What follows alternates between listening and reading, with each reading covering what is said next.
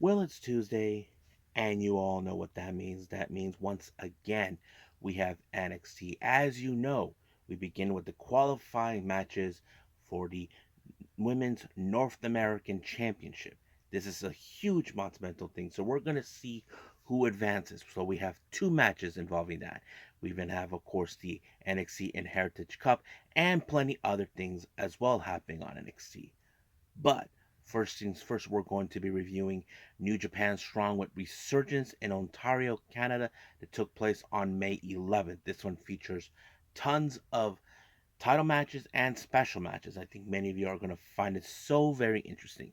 And then, of course, we cap up with the entire episode with some news updates to keep you guys updated what's been going on in the world of pro wrestling, such as what events the promotions are throwing out, who's booked, what matches are set, and certain developments that are happening in the world of pro wrestling as well.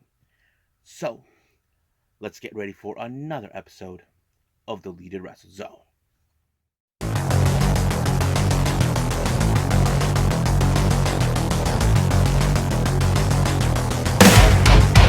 Are you ready? Get up, get up! Get up, get up! Get up, get up! Get up, get up! Get up, get up! Get up, get up! Hey everyone, welcome to the Lead It Wrestle Zone. All things that it's pro wrestling with AEW, NXT, New Japan Pro Wrestling, TNA, the National Wrestling Alliance, various promotions, wrestlers, matches, and championships. I am your host, Gerard here. So, if you are new to the channel, welcome. This is a channel where we do a lot of pro wrestling reviews from various promotions, not only here in the United States, but also in Japan, Mexico, Canada, Europe, the UK, anywhere in the world where pro wrestling is not as big, but it continues to grow. We also do discussion videos, talk about various topics such as the wrestlers themselves, the promotions, factions, storylines, whatever we want to talk about. We also do more news updates. If I'm unable to put it on this episode, I can put it on a separate video by itself. We also do real-time news updates to keep you guys on alert if something has happened in the world of pro wrestling that needs to be addressed ASAP. We also do the Unagi Sayaka Watch and various other cool things as well. So if you like what you see, please subscribe to us. So click on that subscribe button. You'll be getting a lot of daily reviews and other cool wrestling content as well. But if you like this episode, please give us a like on the like button or a nice comment in the description down below. Now, all introductions are set aside. I believe it's time to get this show on the road, and I believe it's time to do that with New Japan Strong's Resurgence.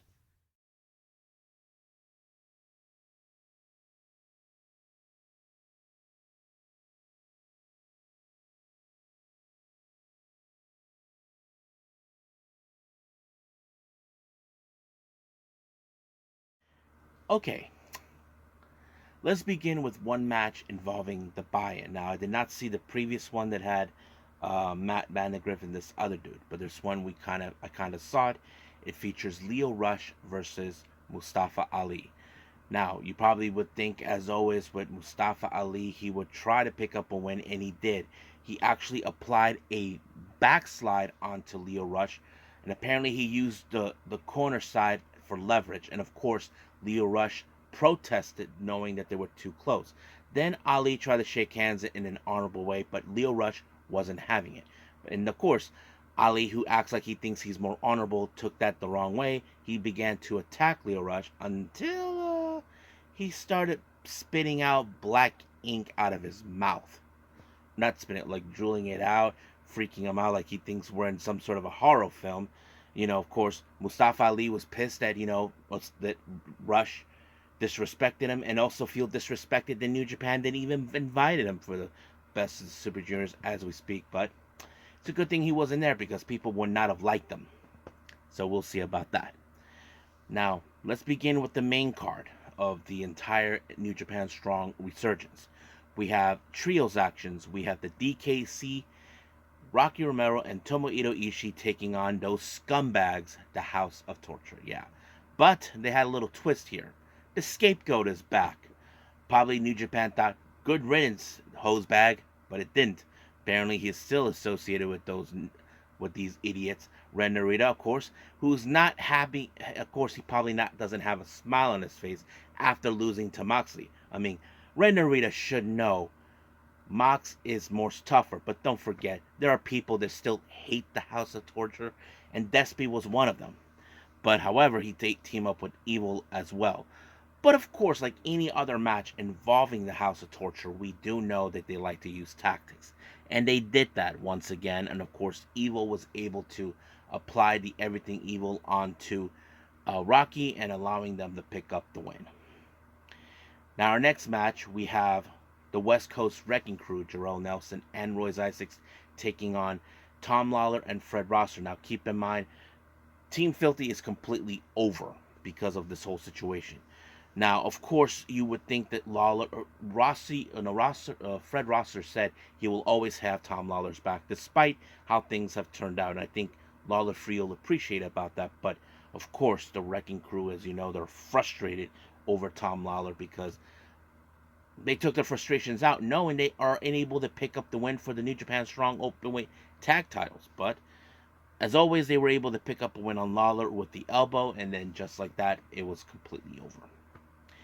Now, our first title match is the New Japan Strong Openweight Tag Team titles. We have the GOD, Hikuleo and LP, taking on TMDK, Shane Hayes, and Mikey Nichols. Now, keep in mind, this is they already defeated them before on this one, but the real question is, can TMDK do it again? Can they retain their belts?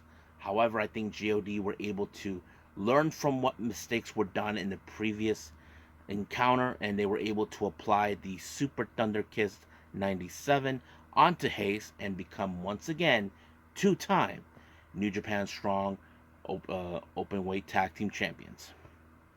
Now, our next title match, we have the New Japan Strong Women's Championship. We have Alex Windsor versus Stephanie Vakir.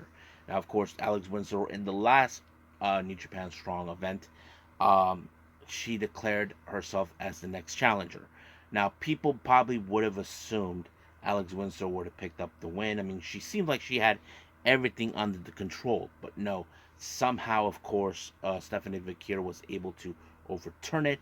First thing she did is do the running Meteora, and then a package pile driver, or no, package neck breaker or something like that. Like, she just lifted the person up and used the knee to hurt their knee, and just like that, it was completely over.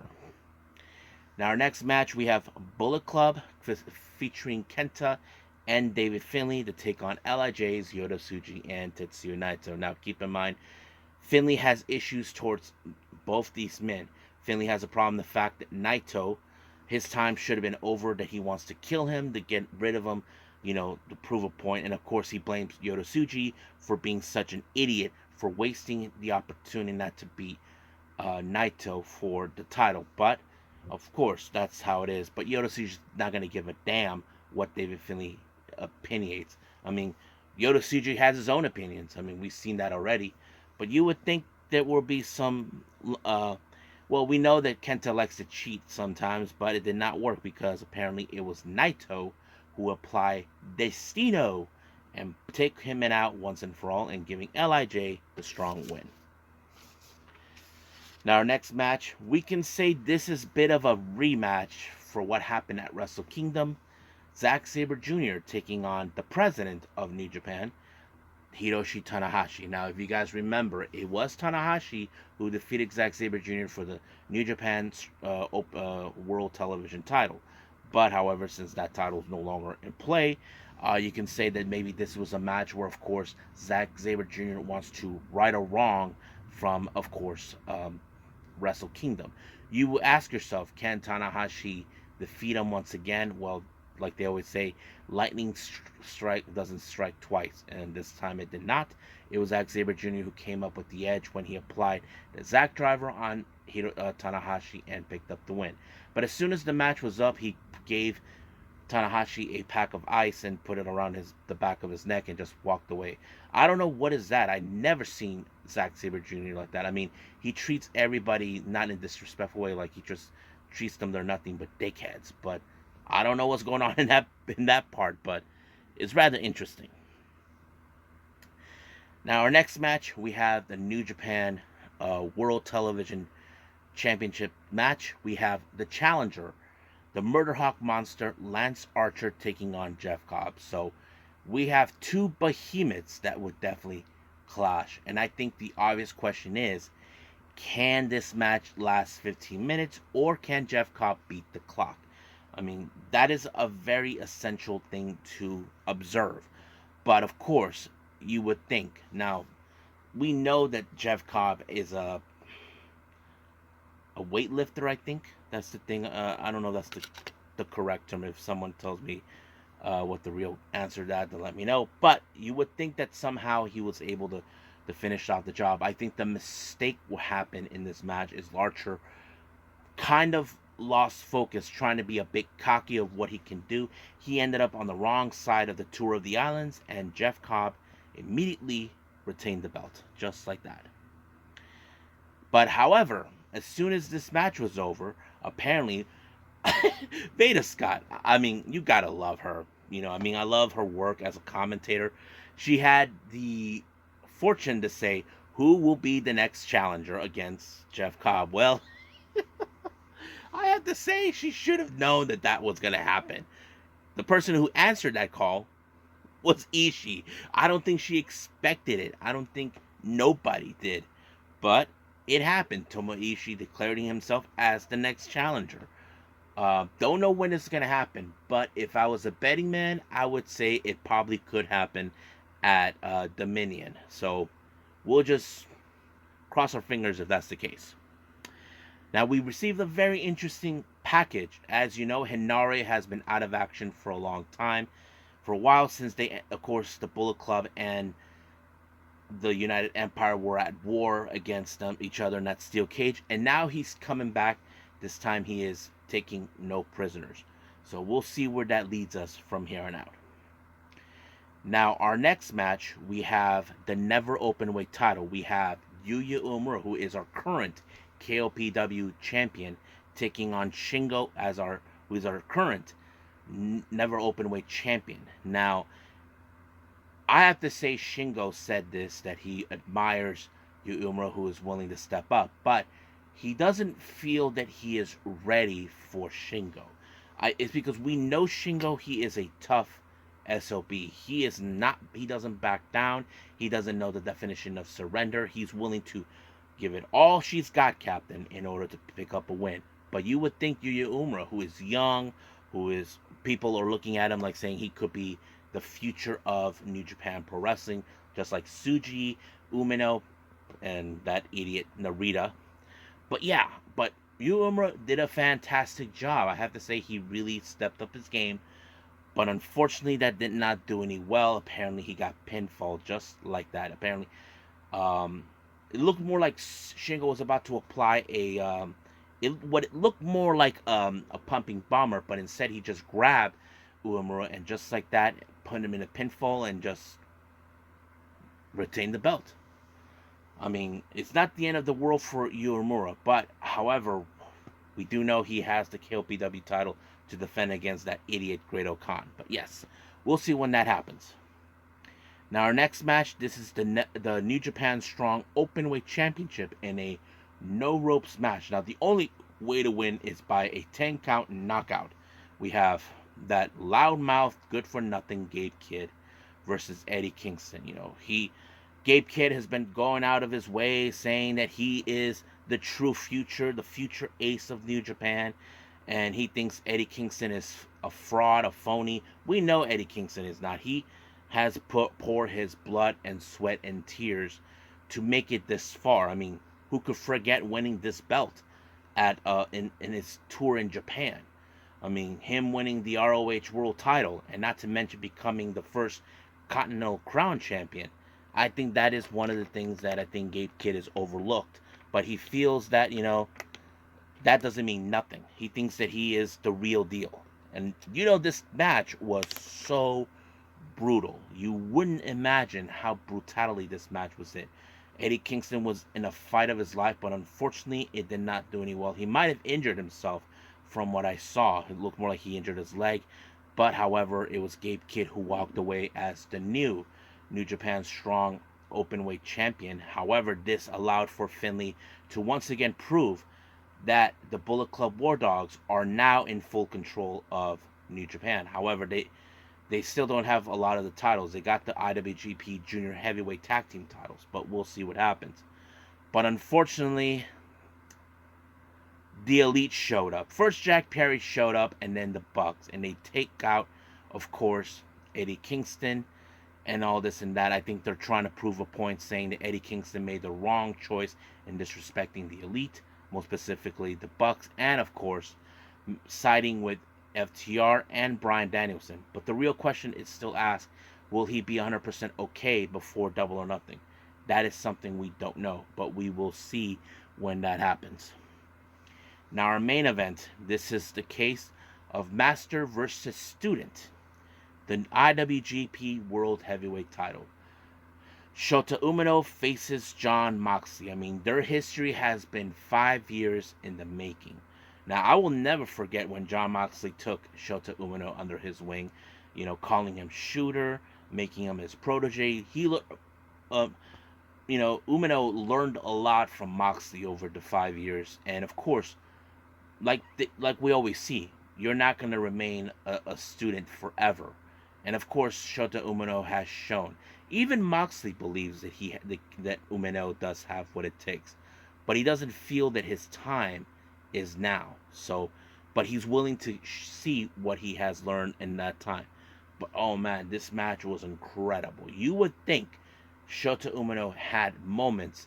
He had to stay on him as much as possible, knowing this was his chance, but unfortunately, it only took one shot from Moxley to apply the Death Rider onto Umino to pick up the win.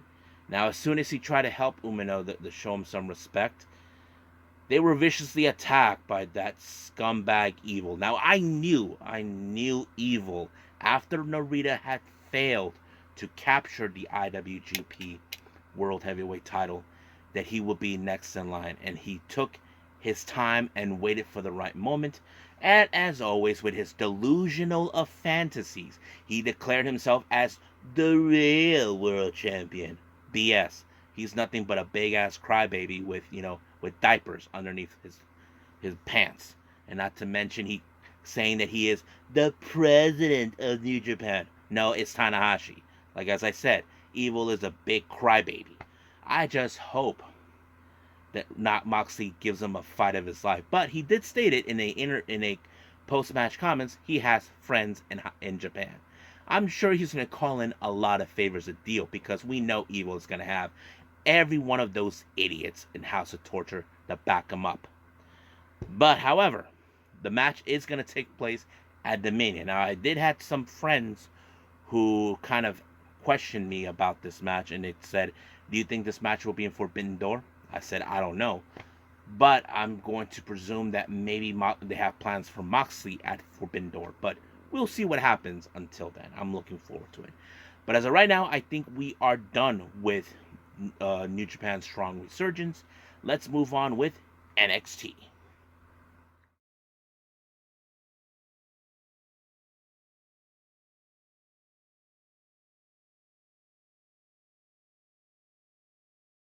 Okay, NXT. It started out with a very interesting opening. Noam Dar was attacked.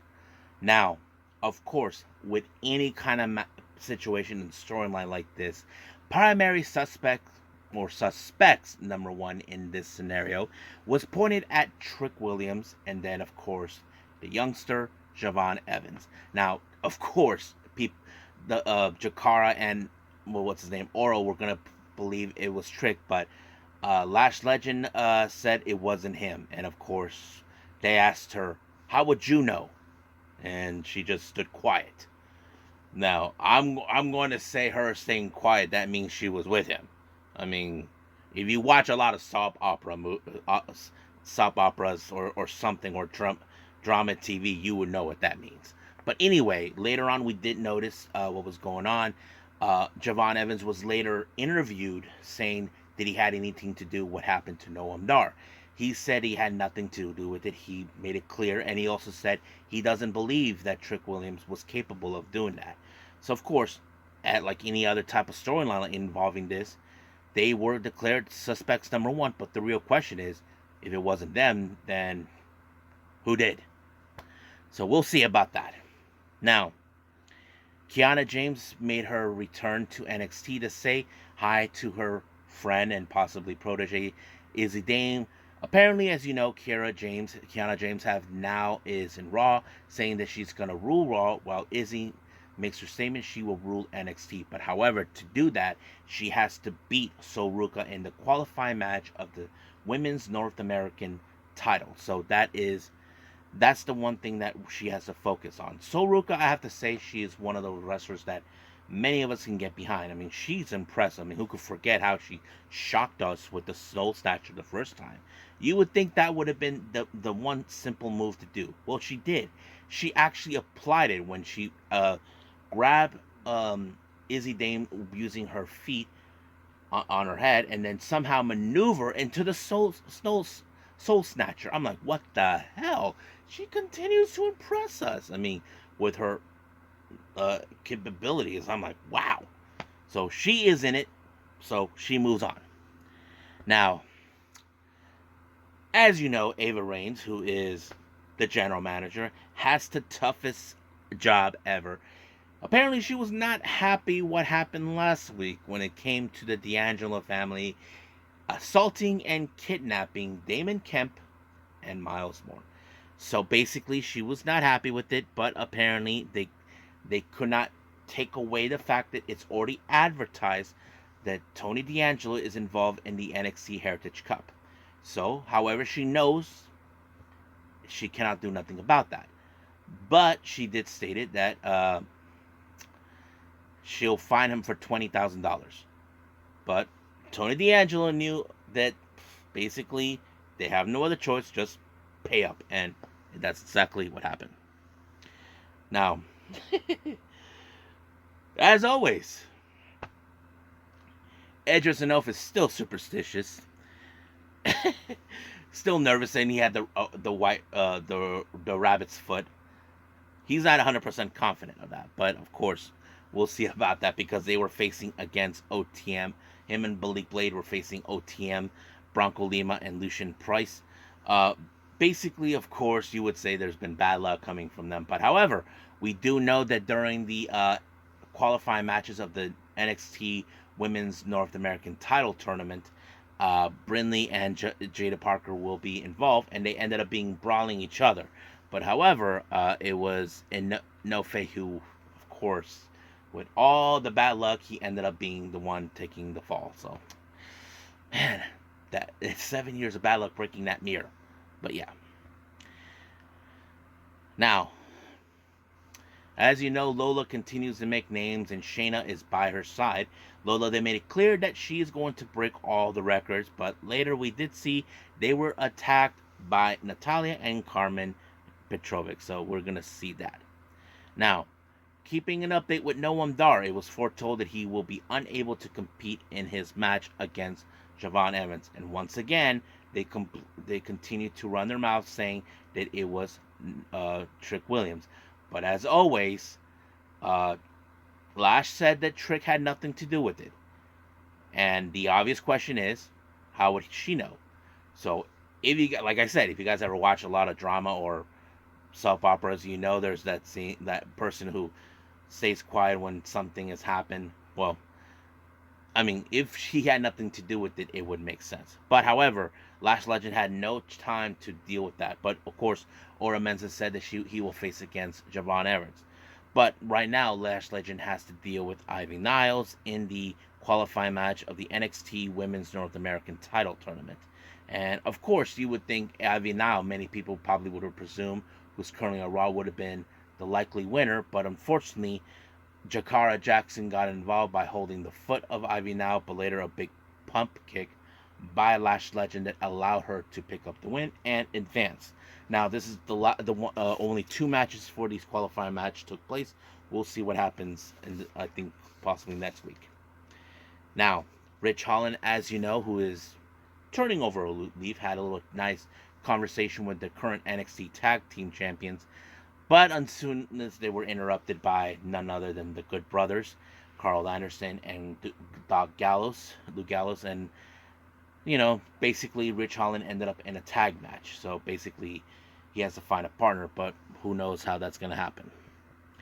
Now, Carly Bright, who in fact went to see Ava Reigns, as you know, she was not happy with the fact that she did not make the cut of the 12 participants who will be part of the women's North American title tournament. Apparently, it turned out that if you guys ever seen Fast, The Fate of the Furies, where Tyrese, in fact, ended up number 11 in the Most Wanted, think of Carly Bright being that person. She was lucky number 13. I mean, that is the worst luck ever, you know.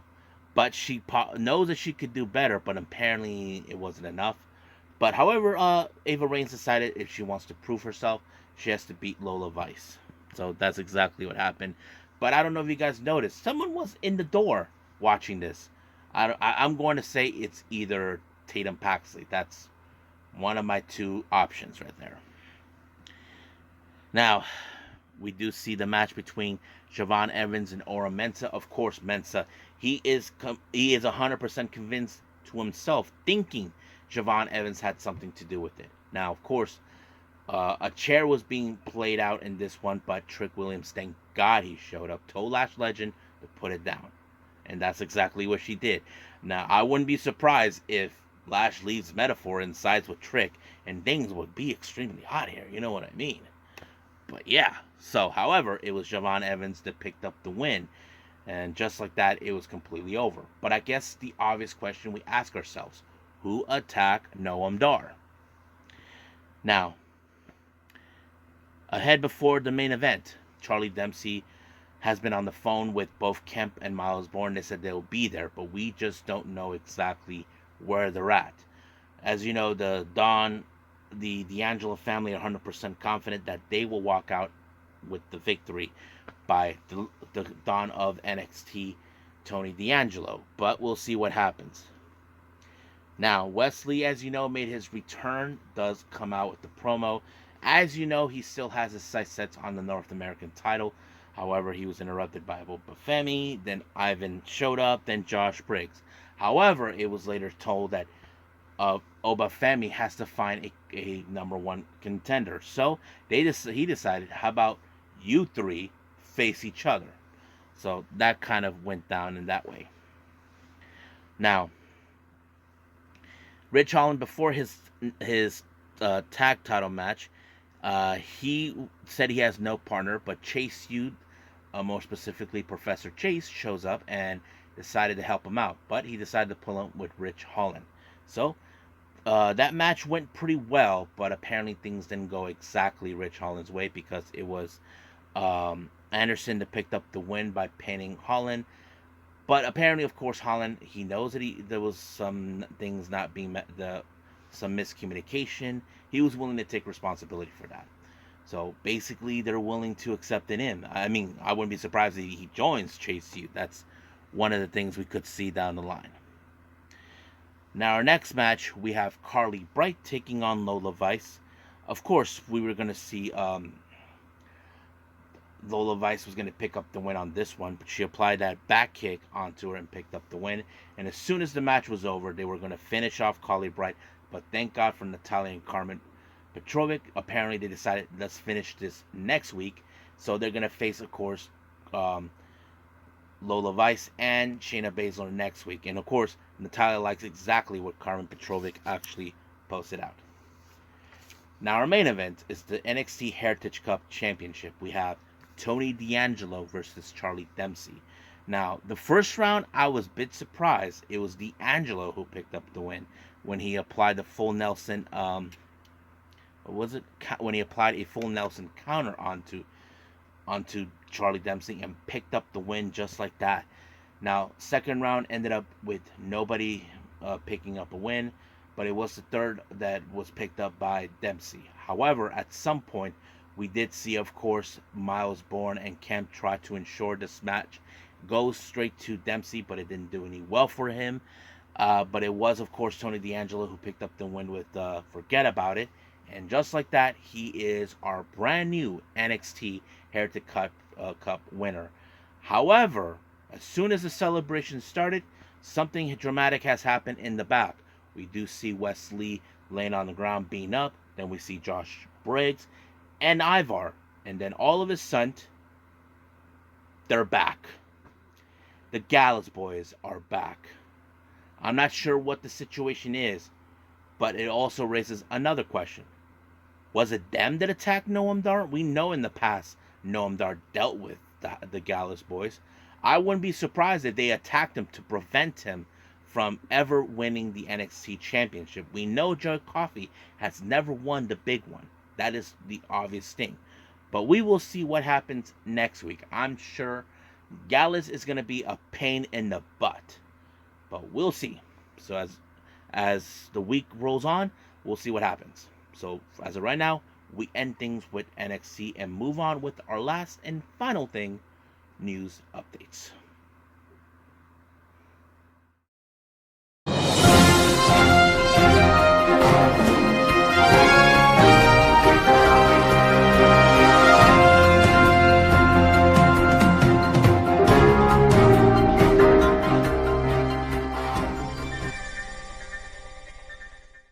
Okay, so welcome to our news updates. So this is what we have for all of you guys. So let's talk about the updates within the promotions themselves. GCW has announced for some interesting updates. As you know, we have the Worst Behavior event that takes place on July 5th in Toronto, Canada. Canadian's very own Mike Bailey will be there, so that's going to be a lot of fun. Now, as you know, recently I did talk about certain debut shows that were announced for July. All three of them have been announced finally. Now we do have the Louisville, Kentucky show that will take place on the 18th of July. That one's now being called Believe Me. And they just recently announced 4 names that will participate on this show. We have Effie, Mance Warner, Myron Reed, and Manders. And then of course they head to St. Louis on the 19th of July. This one is called So High. No names have been mentioned who will be involved. And then finally, we have Don't Tell Me What to Do on the 20th of July in Annapolis. That's also going to take place. But no names have been announced who will be participating. Now, as you know, this coming weekend, we have Stardom's Flashing Champions. Just got the information on the full card of this entire event coming up. So let's take a look who's involved. We have, of course, the wonder of the white belt, Saudi Nudi, defends the belt against Ami Sodi. And then the semi-main event is going to be the TBS title, Willow Nightingale versus Tam Nakano. Then, of course, we have Mayu Iwatani and Hanan. They take on best friends Tsukasa Fujimoto and Arisa Nakajima. Then we have the high-speed belt, Saya Ida versus, Saya Kamitani defends the high-speed belt against Saya Ida. Then there's a number 1 contendership gauntlet match for the artist belts. We have star members Azuki, Koguma, and Momokoko. Then there's Godzai, Sudi, Konami, and Saki Kashima versus Queen's Quest, Azumi, Mayu Iwatani, Lady C, and then there's Oedo Ties, Sukotora, Momo Watanabe, Teklas, and then of course Cosmic Angel members Natsupoi, Yuna Mizumori, Sayaka Kurata, and Aya Sakura. Then, of course, we have a trios match. Mina Shirakawa, Xena, and Waka Tsukiyama versus Rina, Fukigen Dev, and, of course, a very interesting appearance from one of the Inaba sisters, Azusa, will be making her way. And then we have a case of master versus student. We have Maika. She faces against, of course, her own teammate and rookie Hanako. Then we have a very interesting tag match. Natsupoi teams up with Starlight Kid. They take on Crazy Star, Suzuki, and Mei Seda. And then, of course, we have Hina versus Rana Yagami. So that is the full card for Flashing Champions. Now, moving on. GCW has announced for the After Hours 4 show on June 6th in Atlantic City, Matt Tremont will be in action to take on Marcus Matters. And then Sendai Girls has announced for an upcoming event in Shinjuku Face on the 9th of June. Team 200 kilogram, consisting of you and Shihiro Hashimoto, will take on best friends Tsukasa Fujimoto and Arisa Nakajima. This is part of the road to retirement for Nakajima. There's still more to come about that. And then finally, we have Prestige Wrestling with Combat Clash PDX. On the 17th of July, it was announced Roderick Strong will be in action to take on Timothy Thatcher. So that's pretty much it, what we got for our updates with the promotions. Now let's talk with some interesting developments. Starlight Kid was in the top of the conversation. She has talked about considering working with units outside of Stardom, and this is what she had said. From there, I'm thinking about maybe if I'll find a unit to work with, or maybe I'll have time to think about another path. I have experience as both a baby and a heel, and I would hold the Spark Yoshipiru's belt. I'm not talking about learning excursions, but it could be a unit of another promotion, or I could take a initiative to create something. To be honest, being a leader can be a pain, but you win. So basically, she has tons of options to either join the unit outside of Stardom or build one. I mean, building a unit is not that easy. I mean, you look at wrestlers like Tam Nakano who walked away from Stars. You look at Shooty who left um, DDM, and then of course Micah and Mina formed their own units as well. But Kid continues more about her. Apparently, she said that she might even take off the mask. I know what you all thinking. No! Yeah. And this is what she had to say. In the worst case scenario, I might come back from learning excursion and find that my mask's gone. Maybe if I think I'm going to be buried in Stardom or something, I might have a new form again. I have many different options. So basically, she has been considering of maybe taking off the mask. You know what? Let's do this, guys. Let's do a discussion video later on and talk about Starlight Kid. I feel many of you would think she's not going to succeed without the mask, but there have been not situations, more successful wrestlers in Japan and in Mexico that continue without wrestling with their mask. So we'll talk about that at some other point. So yeah. Now, I don't know how you guys were surprised about hearing that the TBS title will be defended in Stardom at Flashing Champion. So President Taru Okada had this to say. Let me pull that up real quick. This is what he had to say. I was wondering if there was a way to make this happen. So I contacted them, and they contacted me, said, when shall we do it?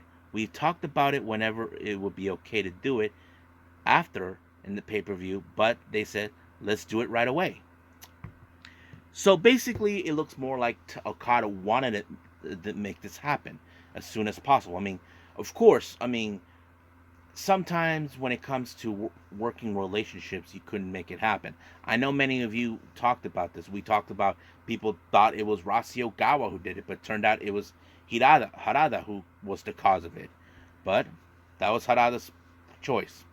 But Okada said that he wasn't too sure if it could happen, but now it did. So I give him props for making it happen. I mean, say what you want about him, but he pulled it off.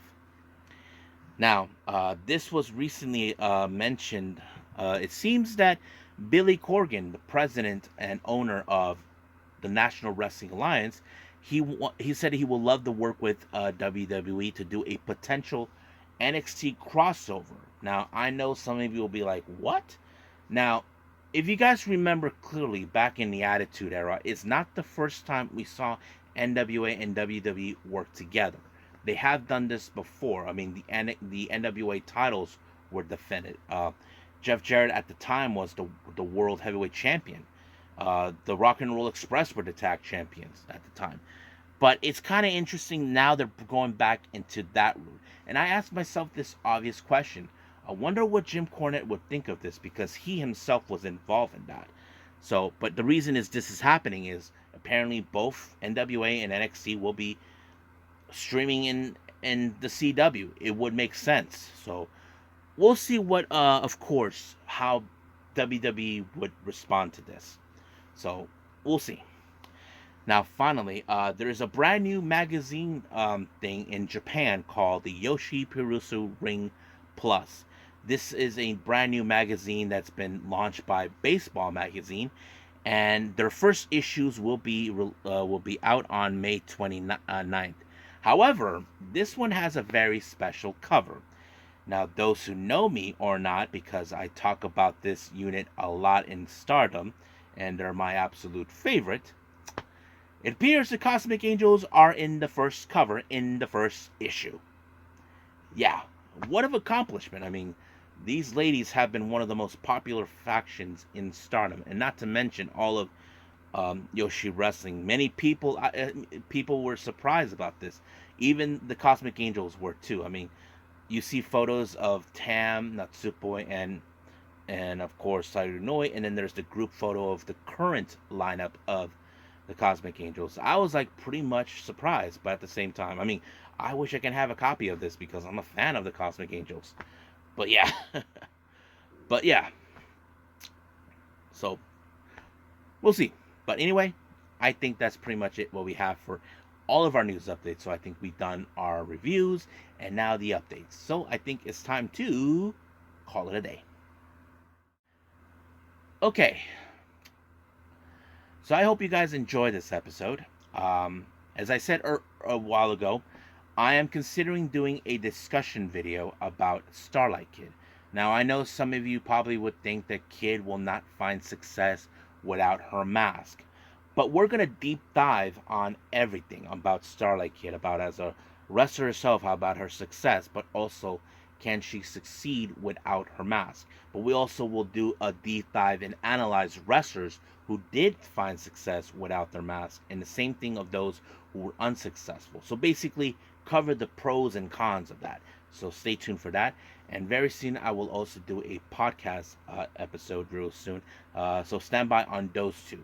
As for our next episode, we do got AEW Dynamite coming up real soon.